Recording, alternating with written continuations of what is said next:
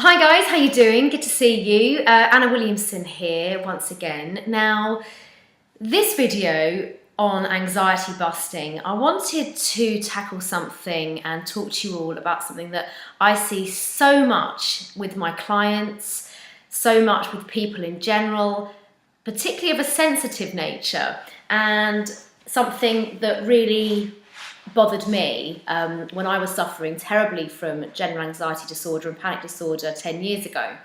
And that, my friends, is the thing of people pleasing. Now, I'm not quite sure whether you've heard of it or not, but the definition of a people pleaser, it doesn't take a genius to work out exactly what it means, but it's essentially putting everybody else's needs before your own. And that can mean physically, mentally, and emotionally. For me, I was a people pleaser in all three of those ways. So to give you a bit of context, I would say yes to every party, function, engagement, meeting, everything that my friends or my family or colleagues asked me to do, I'd pretty much say yes to because I didn't want to let them down. It hadn't quite occurred to me that by saying yes to everything means that you spread yourself so thin. So you actually only turn up to something for a minimal amount of time before you then skit off to something else. And the overall effect of that can end up, or it did in my case, ends up that you're actually being quite rude, you're being quite flaky, and, well, no one wins because you, and I speak about myself here, you never really enjoy doing anything properly, and then the person that you've perhaps tried to help and tried to please and think you're doing the good things with the right intentions, you've ended up irritating them and peeing them off because they think, well, you've only just turned up and then you've gone again. So all in all, it ends up being a hugely negative experience. For me, people pleasing was a huge problem because I attribute a lot of that to the panic attacks that I experienced. Now, I'm going to be doing a lot about panic attacks and anxiety and stress and post-traumatic stress disorder, PTSD, as my series continues, OCD and all the other sort of symptoms that come under anxiety, because anxiety is a huge topic. It's a big umbrella topic. In fact, someone said to me the other day, what did we call anxiety before it was called anxiety in recent years? Because it seems to be so sort of now, doesn't it? And I think the answer to that is probably nervous breakdown. That's the only thing that I can think that we used to label it, certainly back in the 80s. Perhaps nervous and emotional breakdowns. But anxiety is something that everybody suffers. And it's just getting a handle on it. So people pleasing is what I'm particularly focusing on today. So perhaps you're a people pleaser, perhaps somebody you know is a people pleaser. It could be, I don't know, your husband, your wife, a friend, a colleague, a boss, your child, a grandparent. Noticing that you're displaying these tendencies certainly is key in eradicating it. People pleasing can be a huge cause of anxiety.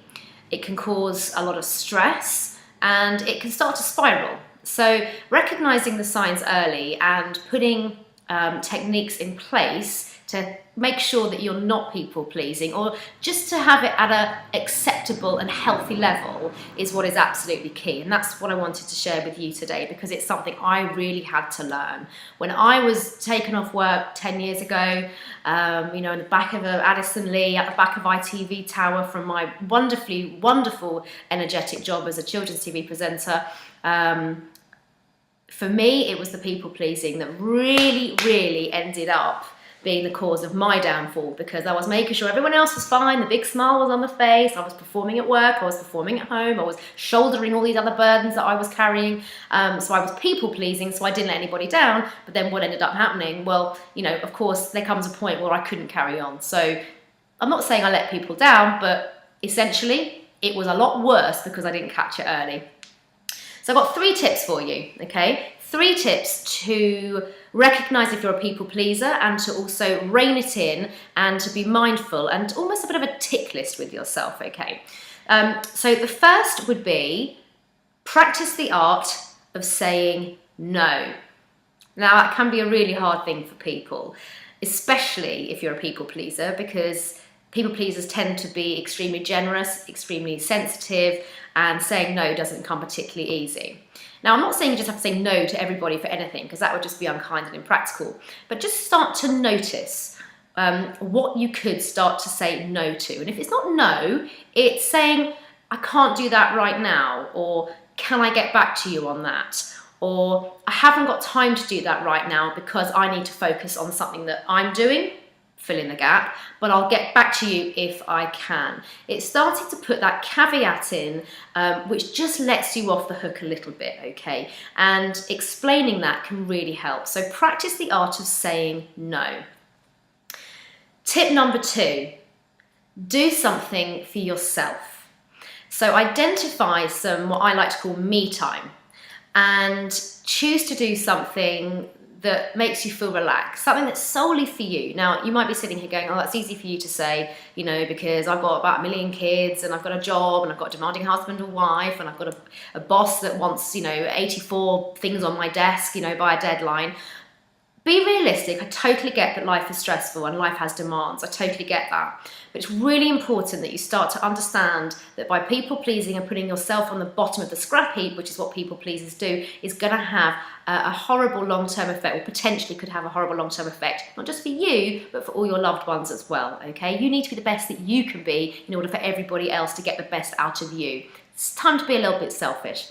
So have a little think about something that you can do. Is it go for a walk? Is it take a yoga class once a week? Reading a chapter of a book? Having a nice bubble bath every night and turning the phone off and turning off your laptops and everything else? Choose something for you. Be realistic with how often you can do it, but at least once a week. Make sure you factor in some you time, or some me time as I call it. My personal thing is I love to read a trashy mag. Okay, I love it, love it, love it. Unashamedly, I love it. I either sit on the toilet, too much information, or sit in the bath and I read my magazine, and my husband, everybody else can go and do one because it's my time.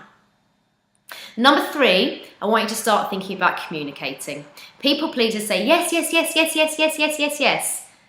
We've already addressed thinking about saying no and about having some time for yourself, but work out communicating. People aren't mind readers. They don't know what you're thinking and what you're feeling. If things are getting on top of you, start trying to communicate with people that need to hear from you about what you're going through and what's going on for you at the moment and how they can help. By saying to someone, I'd love to help you, but I'm really stressed at the moment, or I've got so much on at work, or the family are driving me, nuts, or Christmas is coming, I just haven't got the time. Communicate with people, and that way you are opening up that channel for them to go, can I help you back? And you'll often find that most people will, and they'll certainly understand you a lot more than if you don't communicate.